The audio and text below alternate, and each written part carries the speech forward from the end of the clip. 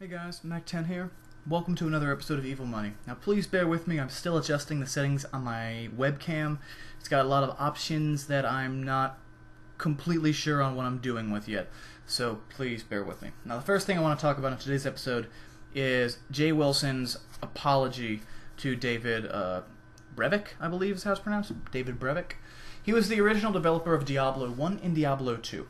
Now, what basically happened was David Brevik did an interview where he said nothing bad about Diablo 3, but that it wasn't the type of game that he would want to make, and that it was basically the type of game that Blizzard North likes to make.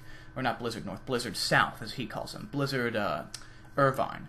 Now, he basically said that it's more, he hinted that it was more World of Warcraft-y, which is true because, excuse me, it's made with the WoW engine. The chat is just like World of Warcraft's. I mean, he didn't call it bad, but he just said it was different from what he would make. Now, Jay Wilson basically went on Facebook and commented, another developer said, I feel like I've been thrown in a bus, and then thrown under the bus, and then linked the video interview with David Brevik. To which Jay Wilson commented, fuck that asshole. So, no, literally, he said, fuck that asshole. And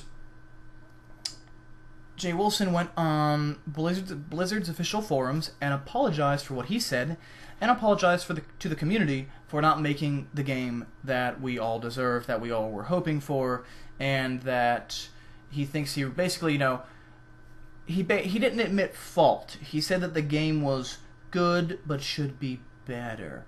Now, I don't know, he was very defensive about it. He was very, very, very like, well, the game could be better, but it's pretty good as it is. I mean, we beat sales records, and they broke sales records because the game had Diablo's name on it. That's why they broke sales records.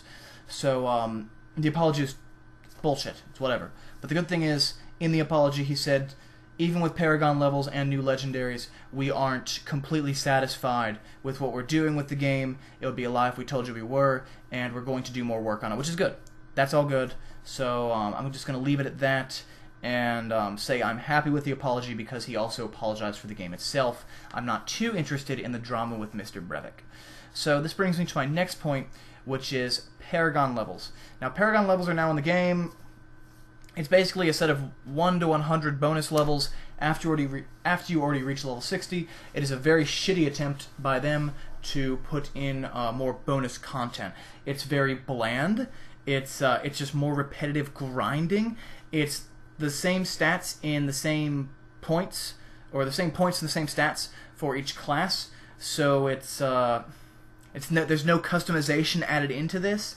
It's just more and more of the same grinding. It doesn't add in end game. It makes end game harder to get. It makes the end game farther away when they do add it in.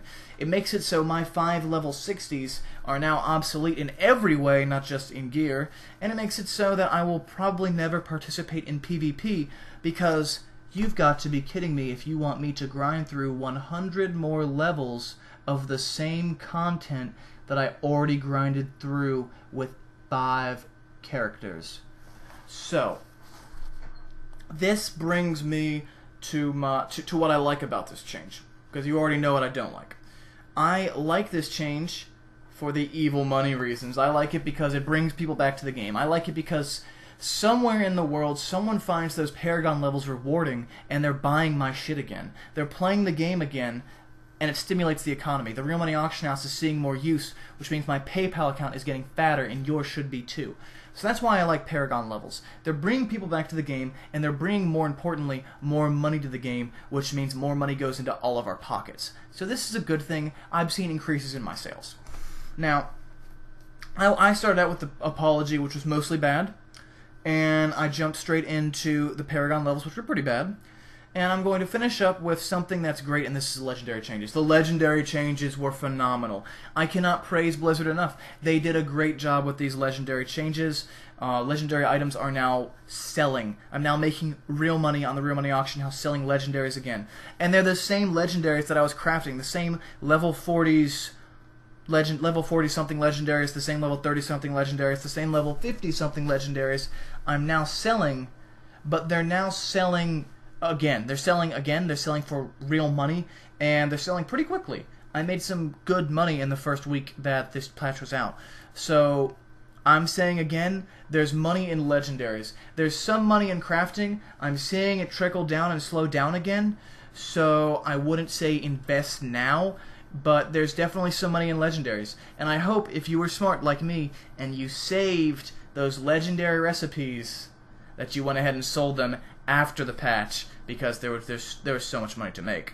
You know, the patch, the Firebrand recipe was going for, I think, $9 real money, 2 million or 3 million in gold when I purchased it, and when the Real Money Auction House, or when patch 1.0.4 came out, it was selling on the Real Money Auction House for around $90. So huge changes all across the board.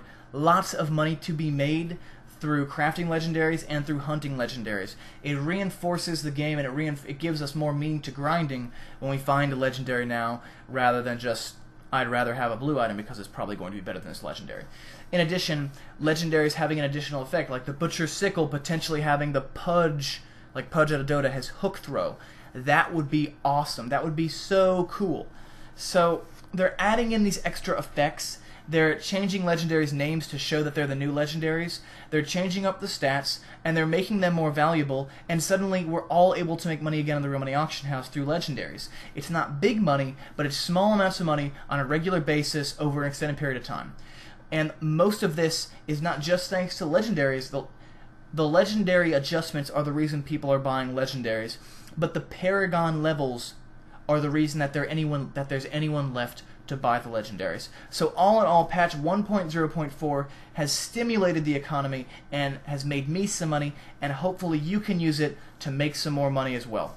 So this has been another episode of Evil Money. I hope you bore with me through the duration of this episode and my terrible webcam quality. I'm working on that. Hope the sound quality was good enough, and I'll catch you later.